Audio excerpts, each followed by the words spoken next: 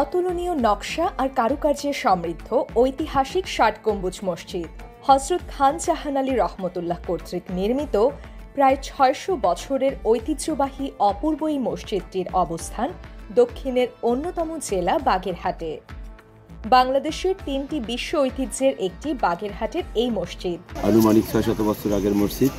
এই মসজিদের প্রতিষ্ঠাতা খান জাহান রহমতুল্লাহ আলাই, উনি তুরস্ক থেকে আসছেন এই দেশে ইসলাম প্রচার করার জন্য এবং তিনি বড় মাপের একজন ধর্ম প্রচারক ছিলেন। ৬০ গম্বুজ নামে পরিচিত হলেও এতে মোট গম্বুজ আছে ৮১টি। মসজিদের ৪ কোণের মিনার বা বুরুজের উপরের ৪টি গম্বুজ বাদ দিলে গম্বুজের সংখ্যা ৭৭টি। আর ৭৭টি গম্বুজের মধ্যে ৭০টি গম্বুজের উপরিভাগ গোলাকার এবং মসজিদের মাঝ বরাবর গোলাকার গম্বুজগুলোকে ৭টি ৪ কোণা বিশিষ্ট গম্বুজ দিয়ে সংযোগ করা হয়েছে। প্রতিদিন অসংখ্য দর্শনার্থী আসেন এই মসজিদে।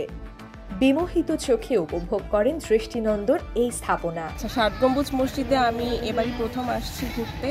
৬০ গম্বুজ মসজিদ আমার ঘুরে ভীষণই ভালো লেগেছে। তো মুসলিম সাম্রাজ্য কতটা যে রিচ ছিল বা সমৃদ্ধ ছিল সেটা আমরা ৬০ গম্বুজ মসজিদে আসলেই দেখতে পাই। তো আমার কাছে এই জায়গাগুলো ঘুরতে আসলে অনেক ভালো লাগে, আমাকে টানে। ওভারঅল আমার কাছে ভালো লেগেছে। তবে এখানে ঘোড়া দিঘি যেই পুকুরটা বা বিল যেটাকে বলা যায়, এইটা অনেক সুন্দর। ৬০ গম্বুজ একটা ঐতিহাসিক জিনিস বাংলাদেশের জন্য এবং ইসলামের জন্য এটা একটা ঐতিহাসিক জিনিস। এইটা যাদের বাচ্চারা শিখে এবং তারা এই বিষয়টা ভিতরে ধারণ করতে পারে, এই জন্য মূলত আমাদের এইখানে মূলত সিলেক্ট করা। ধারণা করা হয় খান উল আজম উলুগ খান জাহান এই মসজিদটিকে নামাজের কাজ ছাড়াও দরবার ঘর হিসেবে ব্যবহার করতেন। এখানে বসেই পরিচালনা করতেন সবকিছু।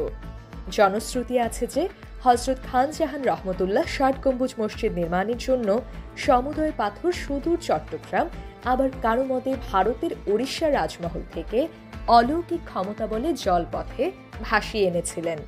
পুরো মসজিদ তৈরির মূল উপাদান চুন, সুরকি, কালো পাথর ও ছোট ইট। এই মসজিদের স্থাপত্যকলার সঙ্গে মধ্য এশিয়ার তুরস্কের তুঘলক স্থাপত্য শৈলীর মিল রয়েছে বলে ধারণা বিশেষজ্ঞদের। কালের সাক্ষী ৬০ গম্বুজ মসজিদেই দক্ষিণাঞ্চলের সর্ববৃহৎ পবিত্র ঈদের জামাত অনুষ্ঠিত হয়। প্রতি বছরই বিশ্ব ঐতিহ্যের অংশ এই ৬০ গম্বুজ মসজিদে অনুষ্ঠেয় ঈদের প্রধান জামাতে দেশ বিদেশের প্রায় ২৫ লক্ষ মুসল্লি অংশ নেন।